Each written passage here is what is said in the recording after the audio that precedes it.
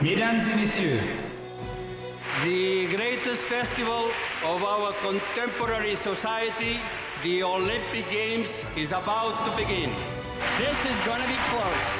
Oh! They're all completely gassed! They've given it everything on the global bucket! Oh, yeah! Go! Oh! Brilliant, brilliant, brilliant. But that is an Olympic championship. Ready. Hello and welcome to another episode of Keep the Flame Alive, the podcast for fans of the Olympics and Paralympics. If you love the games, we are the show for you. Each week we share stories from athletes and people behind the scenes to help you have more fun watching the games. I am your host, Jill Jarris, joined as always by my lovely co-host, Allison Brown. Allison, hello, how are you? Hello. I am very proud of myself today Yeah. because I am wearing the appropriate color. You know, I'm always talking about how I'm not dressed appropriately for our Yes. topic. I am in big blue, and that is appropriate. That is appropriate because we are talking about the Tigerbelles today. So excited. We love anything Tigerbelles. And today's guest has written a new book about the legendary Tennessee State women's track and field team. Aime Alley Card is the author of the book, The Tigerbelles, Olympic Legends from Tennessee State, which is due to come out on January 2nd, 2024. We talked with Aime about her writing process and some of the stories about the book. And after the conversation, we'll tell you about a special offer for listeners. Take a listen. Aime Alley Card, thank you so much for joining us. You have a new book out on the Tigerbelles called The Tigerbelles, Olympic Legends from Tennessee State. Very exciting for us because we love Tigerbelles. And you decided to focus on the early stage of the Tigerbelles from the early to late 1950s through Rome 1960. What made you want to cover that time period and then stop? Thank you so much for having me. I'm so excited to be here. It's a see your enthusiasm for the Tigerbelles. I'm just excited to share their story. I really wanted to focus on the origins of the Tigerbelles because I think that what they did in the early days was even more challenging because they were just creating a template that had never existed before. And so I feel like the early days of the Tigerbelles is almost most important to their story. I mean, don't get me wrong, I would love to do a follow-up for going up into the 80s and the heyday, but I felt like this story for now, and sometimes this may reach people that are just hearing about the Tigerbelles for the first time, and I felt like the real origins of their stories was critical to tell right now. And up to 1960, which to me was when they really were, starting to get on the world stage before, but in 1960 was really when the world was, okay, who are these women and what are they doing? So I felt like the highlight of the early range of Tigerbelles. We'll get to 1960. Don't worry. Okay. We'll get there, but we wanna go a little further back. So Yeah. getting into this, how long did this take you to put together and the interviews and all the research? Well, I was working on it for about 8 years, just off and on, and there's COVID in there. There are other things, but I had this idea in my head for about 8 years, and I was able to talk to Coach Temple before he passed away. So grateful to have that opportunity, and then just over the years, met more people and dug into the research. I really had to do my own research before I even really talked to that many people, just to know what they had all actually done and putting all in context for the time to know where the gaps might be and some of the interviews I had access to. So that the process was long, and I'm just glad that finally people are starting to want to read it. Was anyone not willing to talk to you or hesitant?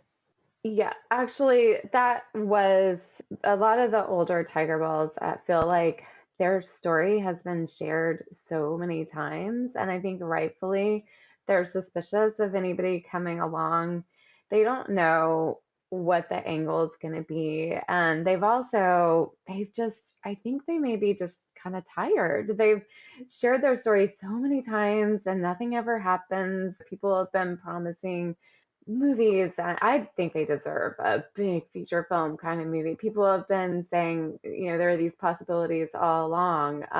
And I know that I feel like they think that they've given so many interviews over the years and that people want to know about them. There's plenty out there, and that's fair. I was able to get a lot of information and a lot of times those concurrent interviews, those interviews that they did closer to the time of when they actually were running, those really give you a lot more detail, I think, and a lot more really what they're feeling as young women. And it's also valuable at the end of their lives to be looking toward the end, after they've had some perspective, to be looking back on their experience. But it's different from how you were living through it at the time, because I think a lot of times they're maybe willing to give people a pass that didn't deserve it because they're just gonna forget, it doesn't serve them to hang on to anger from their mistreatment for so long. And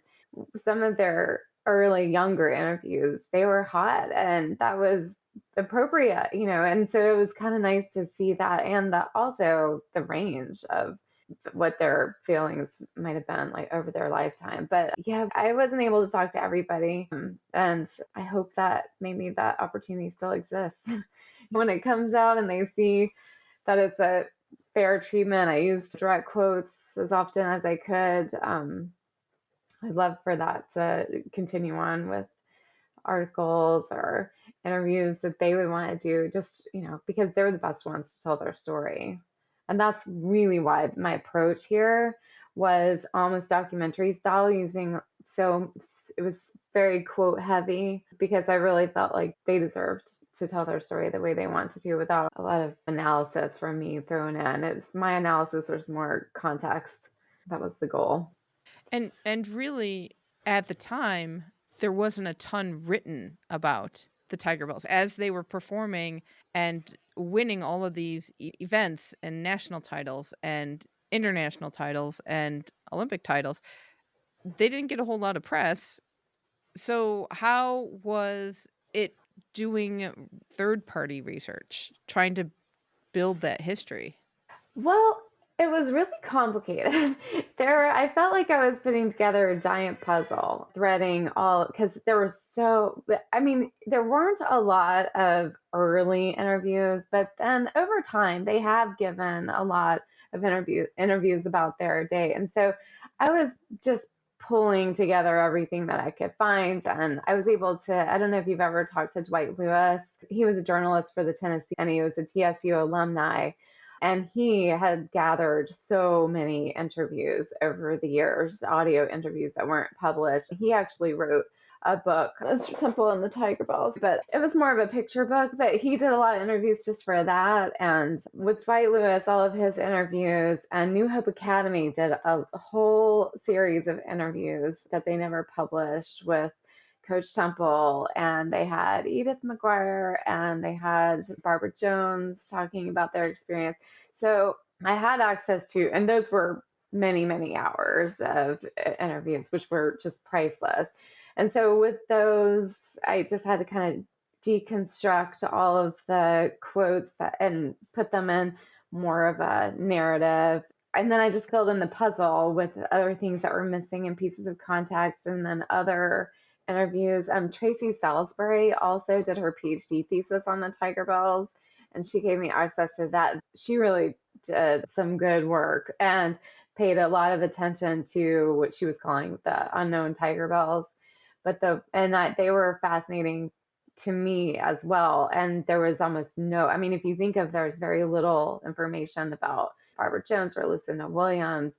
There's more on Wilma Rudolph just because she wrote her own book. But if you're thinking about or Martha Hudson, those famous 1960, the relay team, but all the other women that were on that team, there's even less about. So Shirley Crowder, I was fascinated with because she's a hurdler, and that's, I'm impressed with anybody who can hurdle, because you have to have the speed, but also be able to have that technical skill of being able to run over the hurdles with just a millimeter to spare. And Shirley Crowder had this history of going for it and falling. And so that she had a lot of anxiety around her races because she always had that fear. So that was fascinating to me too. And just being able to, she knew her times weren't going to get her on the podium at the Olympics, but just making the team was her goal. And I felt like that's a really important goal for other, when you're looking at the scope of a team. And the thing that was amazing about the Tigerbelles was that so many of them on this one team made the Olympic team. They got to that elite level. And you think about all of the people on the team are helping each other. They're pushing each other in practice, and they're all supporting each other. And that's how they all reach that level. Shirley Crowder was a really fascinating person to me, and Joanne Terry, who had been practicing with the team for so long, but she hadn't made the travel team until this year. And that is something of its own. So she's practicing with people who had their work aid scholarships. They weren't full scholarships. They had to work for them, but still they had some help with tuition. But she didn't have that. And she was still out there doing those really treacherous, tormenting practices that they had to do. I'm sure you probably heard about the hill, the famous hill, and the hitting the tanks, the running out to the tanks in the distance, and all of that. These women, they were part of that every morning, and because they were there, Barbara Jones didn't get to let up. Wilma Rudolph didn't get to let up in practice, and they made just the whole team made the rest of the superstars better, I thought. So that's really why I want to focus on the whole team in general. But as always, when the story is told, the ones who win the gold medals rise to the top because they really did something incredible. But I think the context of all of them is really important. Another thing that really surprised me was how young everybody is. How young Ed Temple was when he started, how young some of these girls were. Just talk a little bit about Ed Temple, because he really is the center of the book. He is. And it's funny because Barbara Jones talked about that. She said, we thought he was 100 years old, and he was only 9 years older than it. He was barely just, and he was a kid when he was starting it. When his first year coaching, it was his first year after college. So he was basically their age. And May Fags had started with the Tigerbelles when she had actually not gotten straight into college. And so I think that he and May were almost the same age. And I know he had opportunities later in his career to do other things, but he felt like he was doing something really special with women. It was because he felt like they had potential. That I think he was doing the classic rooting for the underdog with them. And I think once he realized that they had so much talent and they didn't have anybody speaking for them and pulling for them and advocating for them, he knew that was his job. And I know after the 1960 Olympics in particular, he had a really lucrative job opportunity to be with the diplomatic corps in Ghana. And he knew that if he did that, then nobody was going to be working with the Tigerbelles anymore, and he just couldn't leave. At that point, he had Edith McGuire coming up as a major recruit, and he knew that he had brought her on. So he had a responsibility to all these women. He talked about, and Edwina talked about, that part of the reason why a lot of the women wanted to come work with him is because he would sit down with their parents and say, I will be looking out for these girls. They're going to be in the dorm at 10. There's no messing around. I have all of these rules. They have to abide by the rules. If they don't, they're gone. He had all these strict rules, and it was really not about being hard on them. It was about protecting them. It was about keeping them safe, because he felt the responsibility of just their safety.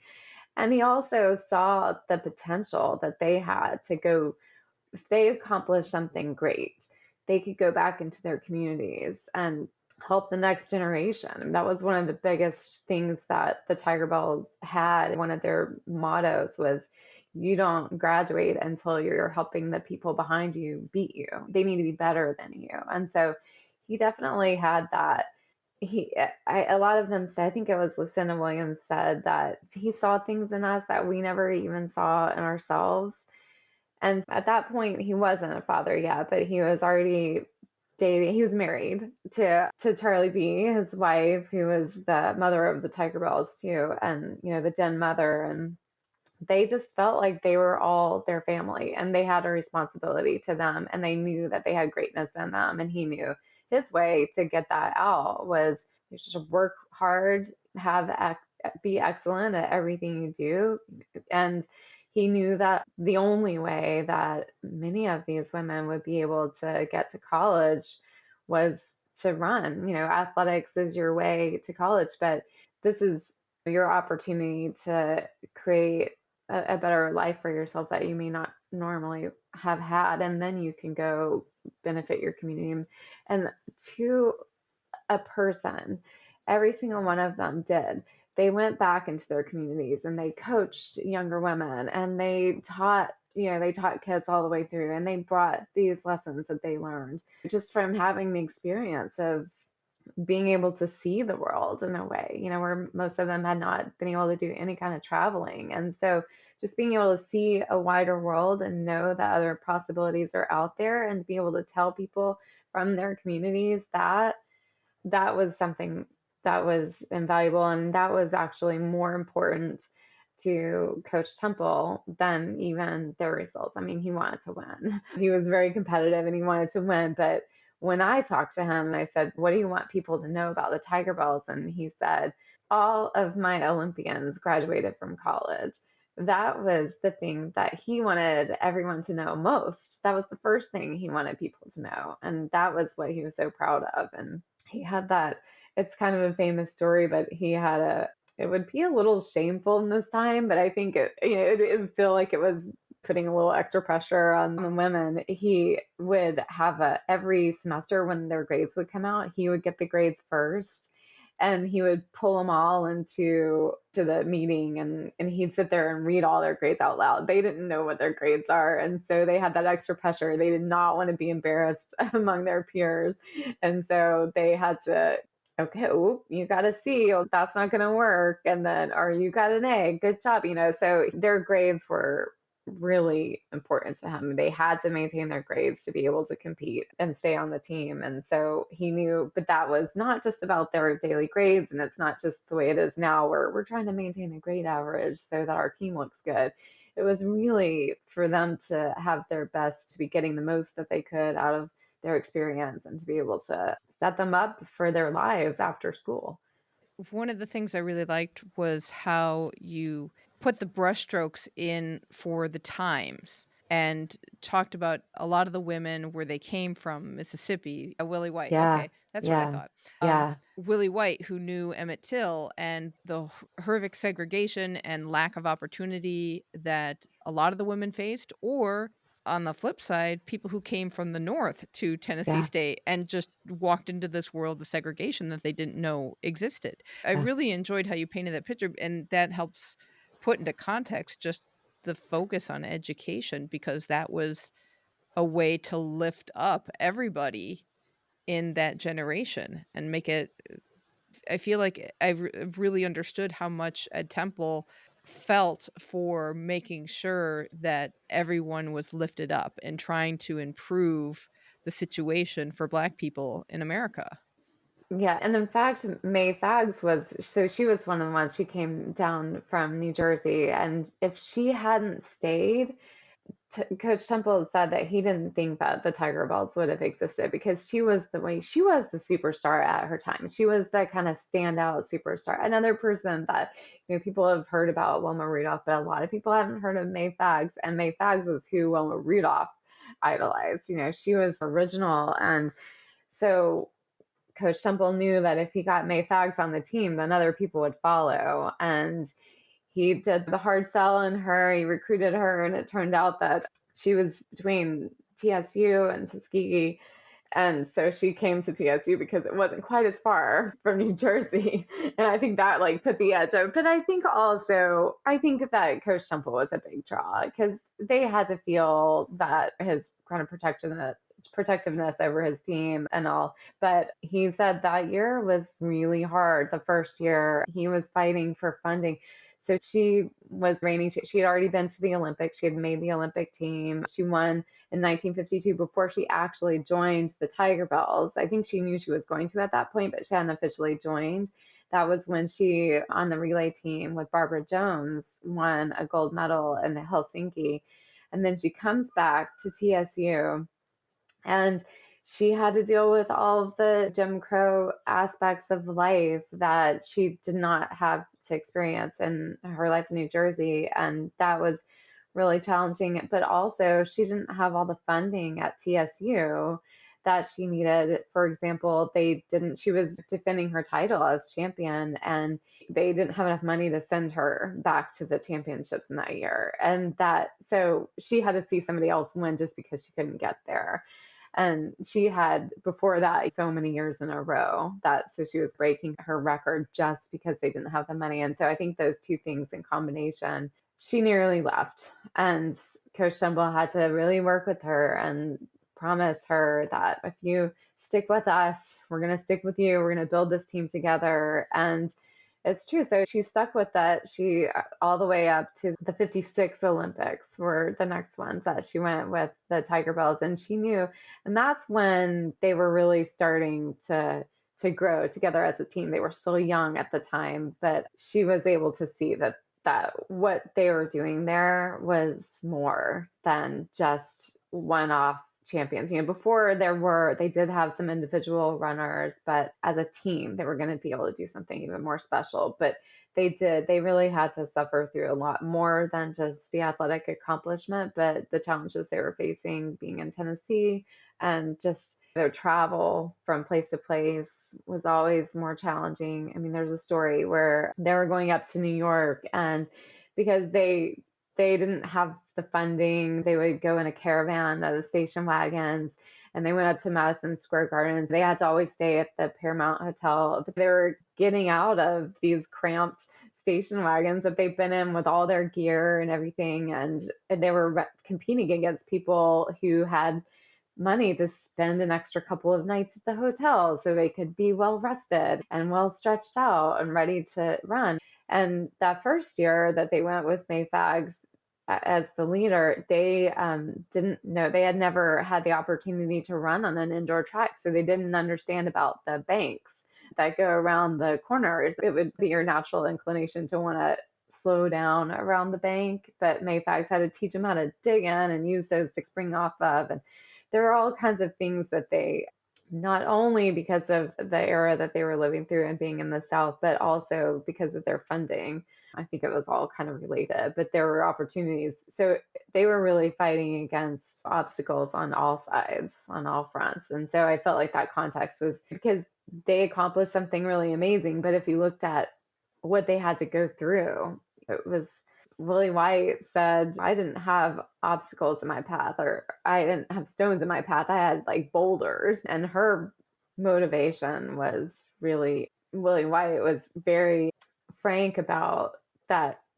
One of the reasons why she even wanted to travel with the team was just because she didn't want to have to go home to her town and where she would have to work in the fields. And so she said, I would do anything to get out of that.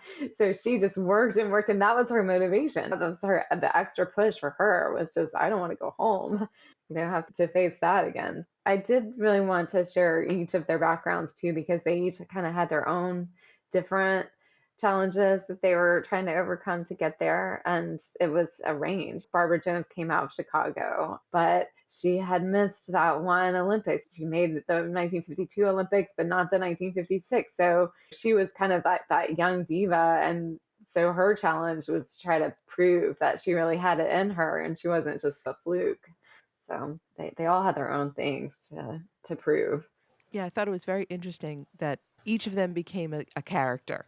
Each of them became a person in the book. Because when you're talking about the Tigerbelles, we do tend to think of them as a conglomerate. Wilma Rudolph and everybody else. Yeah. And the one thing that was the same for all of them, as you shared the interviews, they all loved Ed Temple and they all loved each other, despite what could have been a very competitive, cutthroat atmosphere. And they certainly went through a lot. They shared not having a track, not having money, and yet that seemed to bring them all together. I really credit that to just the Temples as a family, bringing them in. And Coach Temple, that was just his ethos. They talk about how, it was really competitive in practice. They'd be trash talking each other and really couldn't let up in practice at all. But as soon as they left Tennessee State, they never talked about each other outside. And because they knew it was them against everyone else, or just, they also weren't allowed to trash talk anybody else either. They had a point of, Edwina said it so well. They called it woofing, I was okay. What we say is trash talk, and so they were not allowed to do that. They could do it and practice all they wanted to do, but they had to show it on the track. They had to put everything on the track. They had to let their performance speak to itself. But the Temple household, I think, just it seemed like such a nurturing place. And I think that was one of the questions that I had when first time I talked to Toronto Cheeseborough was everybody loves him so much, but they were miserable in practice. They were worked so hard and he didn't let them get away with a single thing. They were always getting in trouble for this or that. But they loved him so much. And she said, he was like our father. He really mentored us and nurtured us. And when I was talking with Edwina about growing up in the Tigerbelle family, they would all say she shared her father. They shared their father with us. He was a father to all of them, and they they were part of the family. They every Sunday they would cook over at the Temple house and they'd talk about how their weeks had gone. And it wasn't, they went over film and they went over what was happening with their track performances, but also how's your life going? How are the grades? Coach Temple had opinions about certain boys they were dating, or there were just a lot of different aspects of their lives. And there would be competitions among, I think one of the famous ones was Willie White and Margaret Matthews were really super competitive with each other in long jump. Margaret Matthews broke 20 feet first, I think, and then Willie White beat her the next time. So they were constantly like breaking world records against each other because and they would always be giving each other a hard time in practice, but together it's kind of the same level of bickering and competitiveness that siblings would have, but they knew they were all a family. And that time that they spent together, also another thing that promoted that closeness was because a lot of them did struggle with poverty and some had more advantages than others. And so if, for example, they had to go to an event and one of them didn't have the right dress to wear, they would find it. The Temples would get a dress for them. And Edwina said, my mom would take them downtown and we put it on the Sears Roebuck card and she'd pay it off. So they were doing this for the team because they didn't want one person to not be prepared they wanted all of them to be on equal footing, and they worked really hard for that to happen. And I talked with Barbara Murrell, who she was a friend. She was not a Tigerbelle, but she was really close friends with Wilma Rudolph. So Tennessee State had a homecoming queen that got elected. And when you were homecoming queen, it was really, queen for the whole year. They were called queens on campus and they had a status.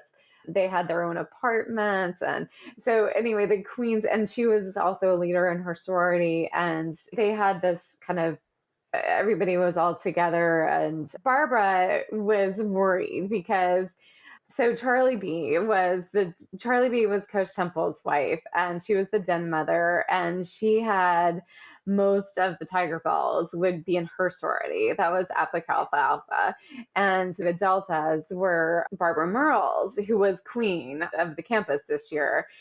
She was the Delta, and she was worried that Charlie B was going to get upset with her spending so much time with Wilma. Wilma loved hanging out in the special queen suite with Barbara Murrell and her fellow queen from the year before. But Barbara was taking Wilma under her wing and kind of, because she was just this gangly, kind of sporty kid who didn't know, she didn't know how to behave necessarily. And so she, in a real, she was just young. She was just a kid, and she'd grown up with, a huge family. And so Barbara took her under her wing and said, okay, this is what you want to wear. This is how you want to act at, dinner. This is, certain things, because they had these high standards on campus. And when you were learning these standards from the queen, that was the epitome. And Wilma was just enamored with her and was learning all of these things about boys and how to behave. And Barbara got a call one day from Charlie B, and she said, Oh no, now I'm gonna get in trouble. What's she gonna say? She's gonna say, no, Wilma can't be a Delta. She has to be an AKA. All the Tigerbelles are AKAs. And what she did was she said to Wilma, she said to Barbara, thank you so much for taking Wilma under your wing, because I can see how much it's making a difference with her. So the point is that they really wanted the women to be their best. They wanted them to have all of the experiences to elevate themselves that they could possibly have. And so whether it was being a Delta or whether it was being AKA or whatever it was that was going to help and for, mature Wilma and let her be ready to eventually be so poised on the world stage where she was meeting with kings and presidents, and she knew that that was going to be valuable to her. She wasn't being selfish about it. She wasn't being competitive with the rival sorority. It was really all about the influence that to help them all grow. And I want to talk about image, because Ed Temple famously said, foxes, not oxes. He was Right. very concerned with how these girls looked. And even the girls themselves, and I say girls, they were girls at the time, but the They women were. Yeah. themselves in the Yeah. interview talk about that their looks mattered to getting on the team. From modern 21st century's eyes, that's very problematic. So Right. how put that in context and talk about how you reconcile that? Well, I don't think it is true. I'm not sure if I actually reconciled it, because you're right. You're absolutely right. It would be problematic in today's ethos. I'm not sure if it's always fair to compare a certain, what was happening at a time, because they had to exist in the time that they lived in. And what Coach Temple was wanting them to do is to present themselves in the best, with their best foot forward, so that they would be able to be accepted by the wider world. And he knew that they already had so many things working against them, but what they could control is how they presented themselves to the world. And I think that that's what I'm taking from it. That's what I think is the ultimate takeaway. And I think that's really where his heart was. But it definitely, I think there is something that people still struggle with today about beautiful athletes being a little bit easier to watch than others. So, yeah, I mean, it's definitely not, it's probably the least comfortable topic that is something that they dealt with at the time, because not only were they dealing with racism, but they were dealing with a great deal of misogyny from all angles. There's the article that was in the New York Times about the image, and it's the image with a capital I, and it was all about how people didn't want to see female athletes unless they were in some of the more attractive sports like gymnastics and swimming and tennis. These things are okay, but the title of the article was Venus is not a shot putter. I think that's what they were facing at the time. And they were trying to prove that they could be beautiful and feminine and athletes. That's not something that we prize now. For us, we really want to just see the athletic ability. But for them, I think that was something they felt like they were fighting against. So it was something that they dealt with. But I mean, I can't imagine. They had a standard of the way that they had to be, where that was so strong that after they would run, they just run, they were sweaty, they broken a record, and they had to then towel off, put some lipstick on, brush their hair, and get ready before they would give an interview, before they would talk to anybody or have their picture taken. And that's just another layer of pressure that they had, that now I think that athletes still probably do face that. In fact, they definitely do, but it's not as drastic, I think, as what they were going through at the time. But that's where they helped to push forward. They at least were saying, well, no, I mean, you can watch runners too. This is another sport that can be acceptable to you to watch females run. But I mean, they also wanted to prove that they could have babies after they ran and they could have a family. They weren't so unattractive to men that they wouldn't be able to have a relationship. But that's the also problematic that was what they were held up. That was kind of like, in order to have a successful life, you must be married and have children. It's not something that we believe today, but in their time, it was very much the standard, the ideal, and that was something that they had to face. Oh, Amy, I disagree that athletes don't have to face that today. I know. I think Okay, they sorry. very I much know we've do. made progress, but you're absolutely right. I know. I was listening to another one of your episodes about the volleyball team, and yeah, like that's yeah, absolutely. I get it. Yeah. One of the other pressure points the team faced, and another element of the book that I really enjoyed getting the insight for, was the civil rights movement going on in Nashville at the time, Mhm. and the struggle that these women faced with wanting to take part, but not really being allowed to take part because of what that would do to the Tigerbelles image. So tell us a Right. little bit about that. Plus, an element of the story has a personal connection with your family, which I also found fascinating. Yeah, yeah. That was one of the most heartbreaking things to get into, and I could just feel the frustration and almost the regret. And this was one of the times where being interviewed later in your life and being able to look back over the scope of things and to have a regret of not being able to participate in some of these things that you were.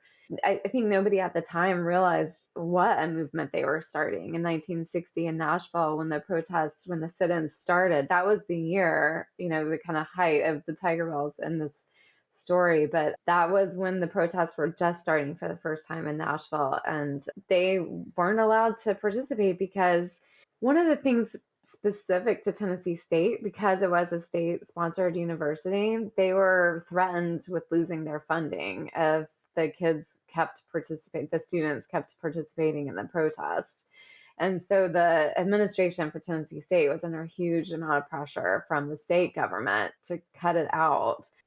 They had some support. They had a couple of students from Vanderbilt. Jim Lawson was one of the leaders, and he was at the divinity school at Vanderbilt at the time. But mainly it was the Fisk students, and John Lewis is the Baptist seminary. Those were where most of the kids were coming out. Both of those schools were a lot smaller than Tennessee State, and so they really needed the Tennessee State kids to come in, and just for numbers, and also, but it was risky for the Tennessee State students because that was the state school. Most of them didn't have a lot of financial support at home, and if they were expelled from school, then they were really putting everything on the line to be able to participate. And for the athletes in particular, they were told by the athletic director and then Coach Temple that they couldn't participate or they'd lose their athletic eligibility. And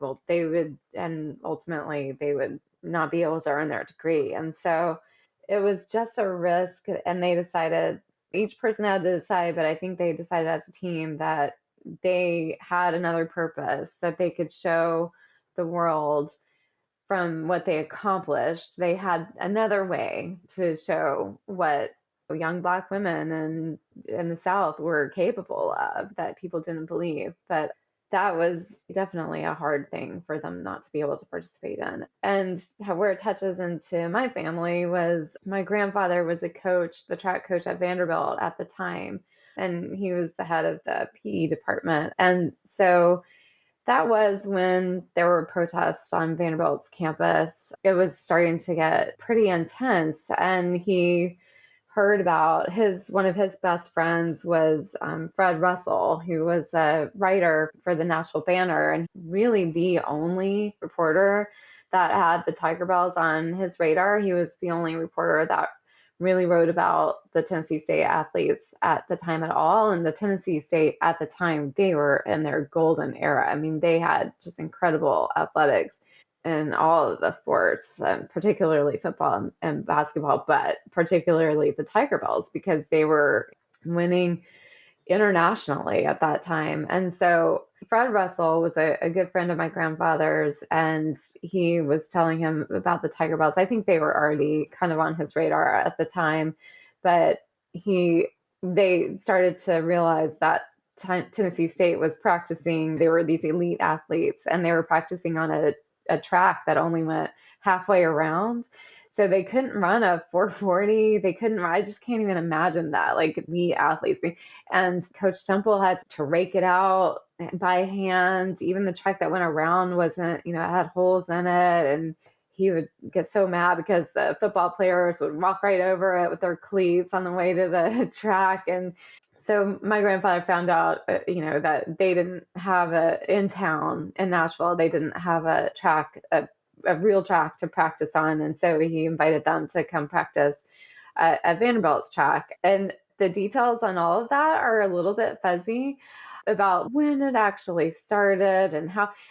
What I hear is that it had to be quiet because he wanted them to actually be able to practice and not be protested out of there, because there would be, wherever people would show up on the other side of town, that there would be protests that would show up. And that did happen. But my grandfather and Coach Temple got to be good friends because what they shared in common was, look at these athletes. So he was giving something to Coach Temple, and Coach Temple was giving something to him by showing his athletes what real athletes could do. For example, that year, Ralph Boston, he was on their team. He came over to practice on Vanderbilt's campus, and on Vanderbilt's team was my dad, and also Lamar Alexander, who was later senator, governor of Tennessee, and a senator. And Lamar Alexander was saying that there was one of their long jumpers was winning the SEC. He was the best in the SEC. And then Ralph Boston would come over from across town and jump 2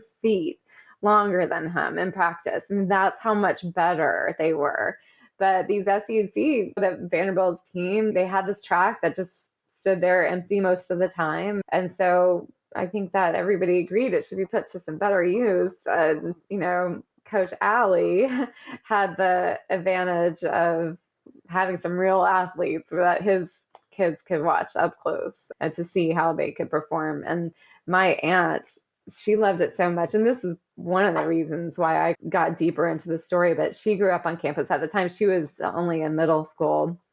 And when she heard that the Tigerbelles were going to be on campus, she would run over to the track so she wouldn't miss a minute. And she was kind of an athletic little girl, but she wasn't really encouraged to play sports. And for her to see the Tigerbelles running on the Vanderbilt track, she just felt like this is possible. This is something that she'd never believed that could happen before. And so I thought for her to have that level of inspiration, this is something they have always been inspiring people, and they hopefully always will continue to, because they broke so many barriers that we're still reaping the benefits from today.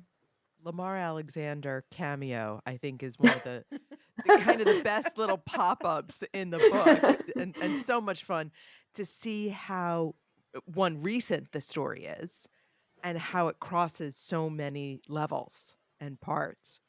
We promised we would get to 1960. I want to make sure we get there. Okay. We have told the story about Wilma Rudolph and the Black Gazelle and all these amazing things that they did. What surprised you? What didn't you know about 1960 and what the Tigerbelles accomplished diving into this? Well, my mind immediately, instead of like to their accomplishments, my mind immediately goes to the fun stuff, like the dancing band and the tension between Willie White and Coach Temple, because she had been kicked off the team for riding in a car with a boy, and then she was back on the team for the national team, and that tension between the coach, that was kind of the fun stuff. But what really left me, what I was really proud of for them, that left me with the pride of it, was just the experience of the other Tigerbelles too, the ones that just made the team, that they knew their times weren't going to get them to that, probably even to the finals. They were just like, at the best, they were just trying to make the finals. But just for them to be able to walk out for the opening ceremony behind Rafer Johnson holding the flag, and those moments that they had, just feeling proud of their own accomplishments, feeling like they're making a difference in the world all together as a team. Those were the things that kind of blew me away more even than their individual accomplishments. But also Wilma Rudolph's injury. Wilma Rudolph's, when she had injured her ankle and she wasn't even sure if she was going to be able to perform. And then she was the anchor of the relay at the time, and it was throwing everything up in the air.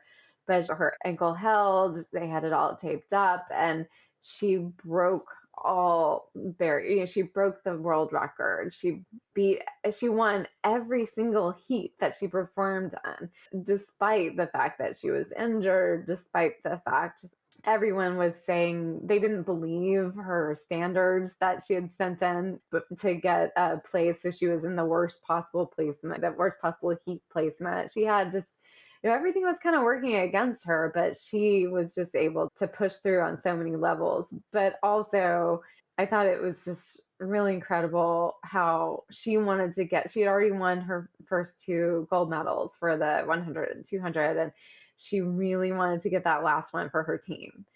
It was really all about, she wanted them all to have that experience that she did. And that was because they'd all missed their opportunity so far. That was their last chance for a medal, the rest of the team. And she just knew that.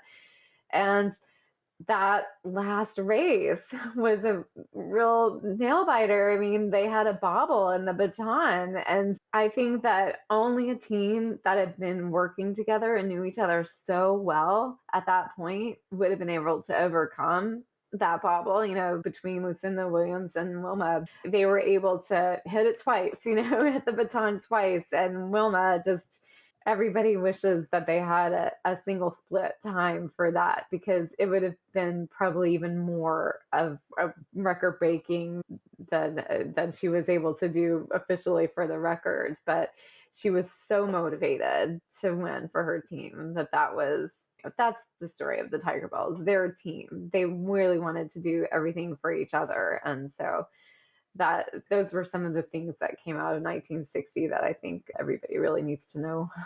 What do you want readers to take away from the book? Well, I think that there are a lot of sports stories out there that are the individual athletes and their individual success. And you think of track as an individual sport, but the team of the Tigerbelles and the way that they work together was really what made them reach that next level. And I just feel like in a lot of ways today, individuals are celebrated. And I just feel like the value of the team is a little understated. And that's the thing that I really was hoping would come through from the Tigerbelles, because they were a team, they worked together, and they all helped each other succeed. And that's really what I hope people take away from it. Excellent. Well, Aime Alley Card, thank you so much for joining us, and thank you for writing this book. It was a really interesting, and we really enjoyed it, and hope our listeners do too. Thanks so much for having me. It was so much fun to talk to you too. Thank you so much, Aime. You can find out more about Aime at aimecard.com. We'll also have links to her Instagram, Facebook, Twitter, and LinkedIn pages. She also has a Substack, which is aimealleycard.substack.com, and Aime is spelled Aime. We also have a discount code if you pre-order the book. You can go to Roman.com, that's ROWMAN, and use the code LP Tigerbelles 24 for 20% off pre-orders of the book, which is a good deal. I'll take 20% off. And it's a Very good book. We highly recommend this one. What else do we recommend? Kickstarter. So this year we lost the Olympic Channel. And, we talked about that. A lot of our listeners talked about that. And why do broadcasters think we don't want to relive all the amazing moments from the Olympics and the Paralympics? But you know what you don't lose? Our shows. Our podcasts do not go away. And anytime you want, you can go back and listen to the daily shows from Beijing and Tokyo and experience the thrill of those games all over again. So for Paris, we will be producing 34 daily shows for the Olympics and Paralympics, and those shows will live on for you to experience over and over again. But to produce those 34 shows, we need your help. Please support our Kickstarter campaign so we can preserve the best moments from Paris for you. And you can find the link to our campaign on our website, flamealivepod.com. And thank you for your generosity. And for those shows to live on, frankly, we need some support for that. The Kickstarter is actually quite vital for us to keep our flame alive. And if our flame has to go out, that may happen. So please do check out the campaign at flamealivepod.com. That sound means it is time for our history moment. All year long, we've been looking at Seoul 1988 as it is the 35th anniversary of those games. My turn for a story, and I have been enveloped in the world of intrigue and espionage today. Oh, fantastic. So, there's always a concern that some outside event will try to disrupt the games, and it was no different for Seoul 1988. Perpetrator? North Korea. Oh, there's a shocker. Right. So you'll remember from our conversations with Dick Pound that North Korea wanted to co-host, and they negotiated and negotiated. That didn't work out for North Korea. So in retaliation, they decided to go the route of violence. North Korea, South Korea, not genial co-hosts like Jill and Allison. Do not work well together. I have a feeling if that would to actually happen, I'd be the North Korea. I don't know. You'd be the fun South Korean person. I'd be Kim Jong-il looking at stuff. Anyway, so we shouldn't downplay the violence, Kim Jong-il. No, we should not. So they decided to do what they could to try to get the games canceled or ruin South Korea's credibility. And so their plan was a plane bombing. In the fall of 1987, 25-year-old North Korean spy Kim Hyung-hui was sent on a mission with orders from the top. So the Washington Post said it was handwritten by Kim Il-sung. CIA said in the televised confession that Kim Jong-il gave the orders, but they probably worked in tandem to make this happen. So our spy Kim, as a cover, she played a Japanese tourist, complete with fake passport and name. She was paired with a 70-year-old man named Kim Sung-il, who played her Japanese father. And for weeks, the two traveled across Europe pretending to be tourists. And in Belgrade, they met up with some other spies who gave them a portable radio that contained C4 explosives, but also still worked as a radio, magically, because she did have to show that it worked at some point along the journey. And then they also gave him a liquor bottle with 700 milliliters of PLX explosives that would increase the power of the blast. On November 27th, the spies flew on to Baghdad, and there Kim started the bomb's timer, which was set to go off 9 hours later, and she got on Korean Air Flight 858 to Seoul via Abu Dhabi, where she stowed the bomb in the overhead compartment. So in Abu Dhabi, the pair got off the plane.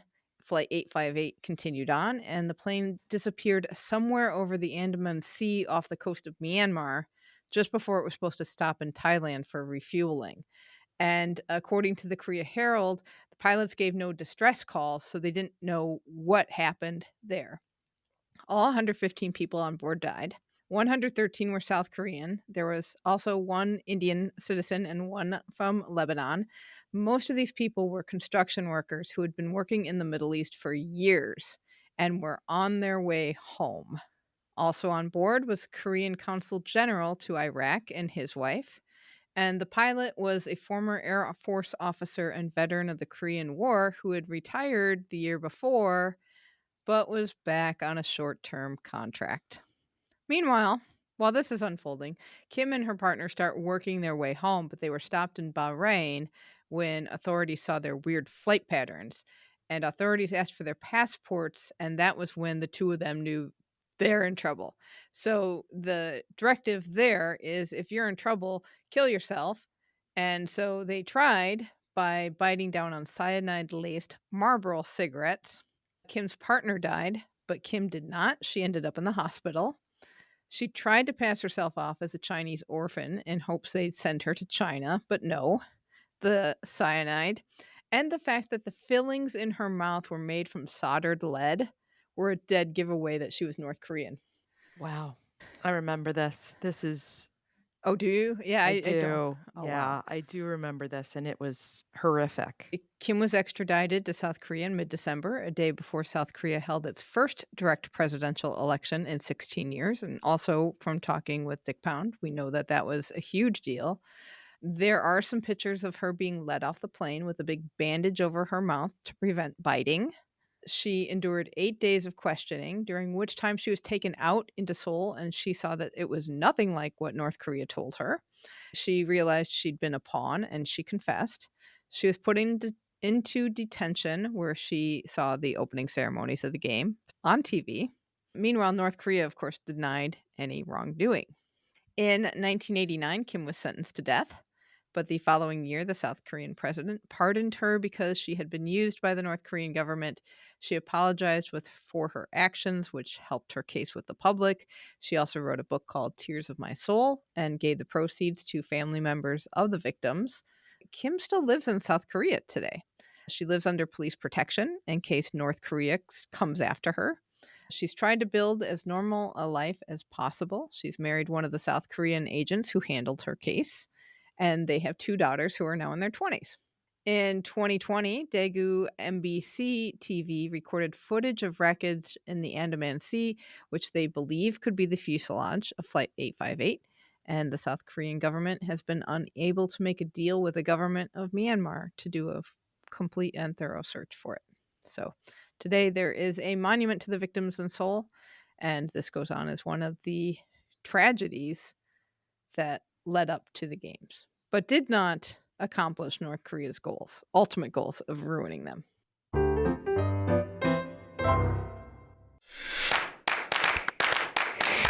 Welcome to Shukflastan. It is the time of the show where we check in with our team Keep the Flame Alive. These are past guests of the show and listeners who make up our citizenship of our very own country, Shukflastan. It's winter sports season again. I cannot believe this. Speed skater Erin Jackson's back on the ice. And at World Cup #1 in Obihiro, Japan, she took silver in the 500 meters. And I want to mention Josh Williamson is back in the sled. Oh, He has good. recovered from his surgery, and he's been posting footage from Lake Placid and Mount Van Hovenberg that he's getting back in the sled. Awesome. And Andrew Marinus's book, Strong Inside, Perry Wallace and the Collision of Race and Sports in the South, will have a 10th anniversary re-release on March 5th, 2024. It will include a new foreword by scholars Lou Moore and Derek White and a new chapter on Perry Wallace's legacy.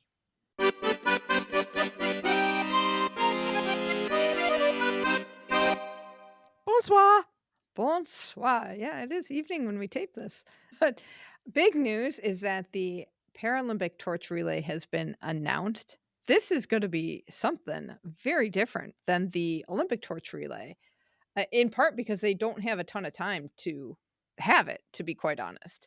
Light the flame and run. None of this strolling through your section when you've got the flame. You got to book it and get this thing from Stoke Mandeville to Paris fast. Right? So the torch relay will take place from August 25 to August 28. So it's only 4 days long, but there's going to be 1,000 torchbearers carrying the flame to around 50 cities throughout France during that time. And how they will do this is that the flame is going to be lit in Stoke Mandeville, as we have talked about before. It is going to run under It's the going in the channel. I was so excited about this. The flame is riding the channel. 24 British athletes start that channel leg, and then halfway through, when you get to the French territory, 24 French athletes take over and they finish the rest of the channel leg. This is so cool. Then the flame splits once it gets to France into 12 different flames that kind of branch out all over the country. And then they work their way back to Paris. It's involved. It looks beautiful. I'm hoping this means that we're going to have all of these 12 come back together during the opening ceremonies and That would have be just a really dramatic cauldron lighting for that. That would be cool. We'll have a link to all the details on our website, flamealivepod.com, but it's going to be amazing. And the French are not doing anything simply. Would you expect anything else? Ooh la la, it's the French. I guess not, but I mean, like, you look at French women and they can dress so very simply. But I So guess, like, chicly. I know, but It does not need to be extravagant. It is just chic. well, this is going to be one chic torch relay, which makes up for the fact that we've got another novella going on. I'm so excited that the novellas are back. It's But wrong. not excited as to No. what it is. No, and it's not good that the novellas are back, but I need a little drama in my life that I don't cause. So this is the surfing novella, and there's still an issue with the surfing tower that is in Tahiti. By the end of November, the organizing committee is going to decide what is going to happen next, because we've told you before that they want to build a new judging tower because the current one is wooden. It's not big enough, not air conditioned, but the one they want to build could potentially damage the reef that is around the area. It also could impact the wave that they so desperately want for this competition. I'll give them a wave. Over 150,000 people have signed a petition against this plan to build this kind of rather permanent aluminum or metal tower in the water. And the ironic thing is that they say, look, this is not sustainable. And you keep calling yourself the Sustainable Games. What's going on? So that's the current plan. It's a little ridiculous that they're announcing that they're going to announce something. I know, but it's caused a big controversy, and I think they feel like they have to say something. Otherwise, the longer they don't say anything, the more the cries will come out for, You know what they need to say?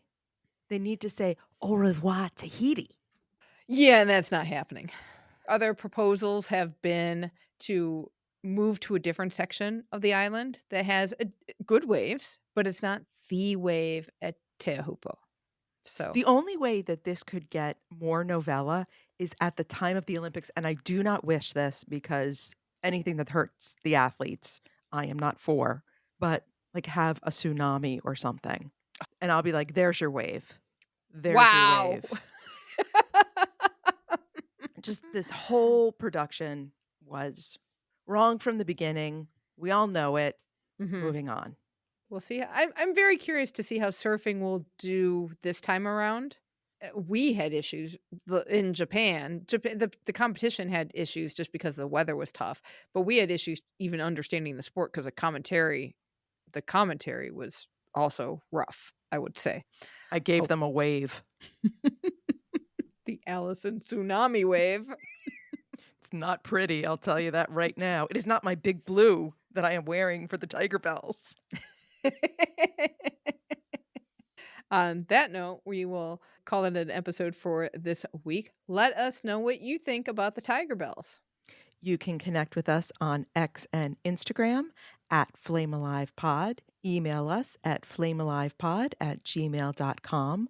Call or text us at 208-352-6348.